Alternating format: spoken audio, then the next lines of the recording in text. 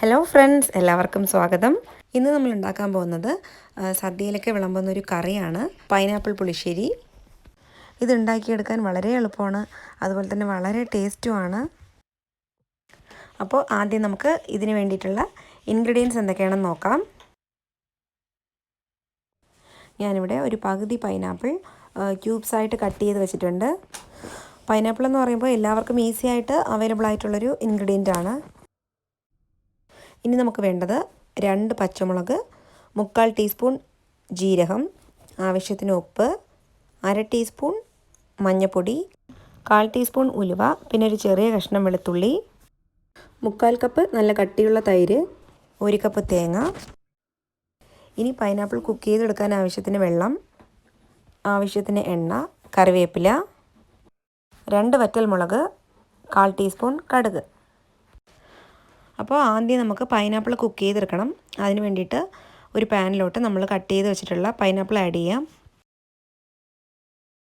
ഇനി ഇതിലേക്ക് 1.25 മുതൽ 1.5 കപ്പ് വെള്ളവും ആവശ്യത്തിന് ഉപ്പും പിന്നെ മഞ്ഞൾപ്പൊടിയും ചേർത്ത് കൊടുക്കാം.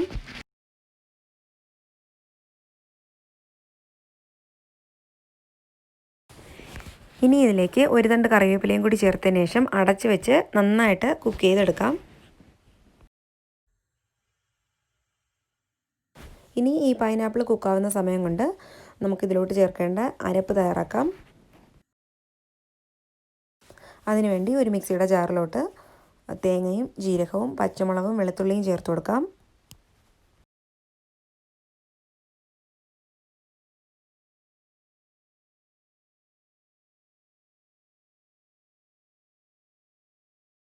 ഇനി ഇതിലേക്ക് കുറച്ച് വെള്ളം കൂടി ഒഴിച്ചു കൊടുത്തതിന് ശേഷം നന്നായിട്ട് പേസ്റ്റ് പോലെ അരച്ചെടുക്കാം. ഞാനിപ്പോൾ അരച്ച് കൊണ്ടുവന്നിട്ടുണ്ട്. ഇപ്പോൾ ഇത് നന്നായിട്ട് തിളച്ച് ഏകദേശം നന്നായിട്ട് കുക്കായിട്ടുണ്ട്. സ്പൂൺ വെച്ചിട്ട് നമ്മൾ ഒന്ന് ഉടച്ച് നോക്കുമ്പോൾ നമുക്കത് നന്നായിട്ട് കുക്കായിട്ടുണ്ടോ എന്നുള്ളത് മനസ്സിലാവും. ഇപ്പോൾ ഈ പൈനാപ്പിൾ നന്നായിട്ട് കുക്കായിട്ടുണ്ട്. ഇനി നമുക്ക് സ്റ്റവ് ഓഫ് ചെയ്യാം. ഇനി ഇതൊരു ബൗളിലോട്ട് മാറ്റി നമുക്കിത് തണുക്കാൻ വേണ്ടിയിട്ട് വയ്ക്കാം. ഇപ്പോൾ ഈ പൈനാപ്പിൾ പീസസൊക്കെ നന്നായിട്ട് തണുത്തിട്ടുണ്ട്. ഇനി ഒരു മിക്സിയുടെ ജാറിലോട്ട് ഈ പൈനാപ്പിൾ ചേർത്ത് കൊടുത്തതിന് ശേഷം മിക്സിയിൽ ജസ്റ്റ് ഒന്ന് കറക്കിയെടുക്കാം. ഇതൊരുപാട് പേസ്റ്റ് പോലെ അരയ്ക്കരുത്. പൈനാപ്പിൾ പീസസൊക്കെ കിടക്കുന്ന പോലെ ജസ്റ്റ് ഒന്ന് ഉടഞ്ഞ് കിട്ടിയാൽ മതിയാവും. ഇനി നമുക്ക് പുളിശ്ശേരി ഉണ്ടാക്കാൻ തുടങ്ങാം. അതിനുവേണ്ടി ഒരു ബൗളിലോട്ട് പൈനാപ്പിളും നമ്മൾ അരച്ച് വെച്ചിട്ടുള്ള തേങ്ങയുടെ അരപ്പും ചേർത്ത് കൊടുക്കാം.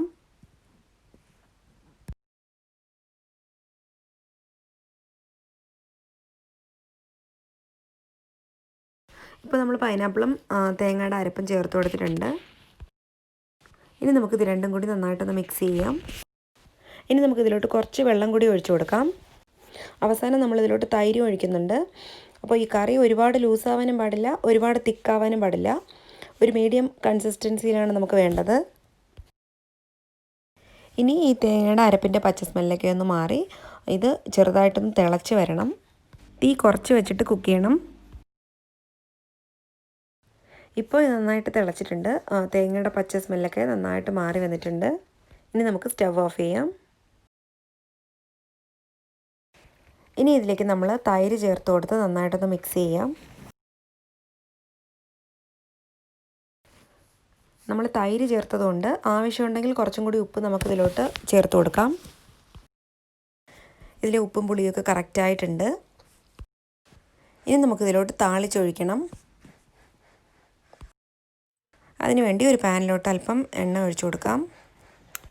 ഇനി ഇതിലേക്ക് കടുകും കുറച്ച് ഉലുവയും കറിവേപ്പിലയും വറ്റൽമുളകും ചേർത്ത് കൊടുക്കാം.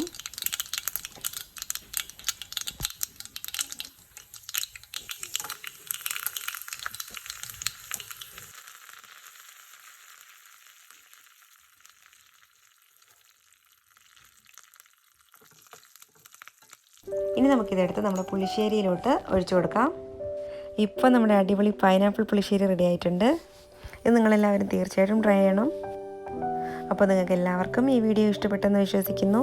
ഇഷ്ടപ്പെട്ടെങ്കിൽ പ്ലീസ് ലൈക്ക് ചെയ്യുക, ഷെയർ ചെയ്യുക, സബ്സ്ക്രൈബ് ചെയ്യുക. കൂടെ തന്നെ തൊട്ടടുത്തുള്ള ബെല്ലൈക്കണും ക്ലിക്ക് ചെയ്യുക. Thank you. മറ്റൊരു അടിപൊളി വീഡിയോ ആയിട്ട് വീണ്ടും കാണുന്നവരെ ടാറ്റാ, ബൈ ബൈ.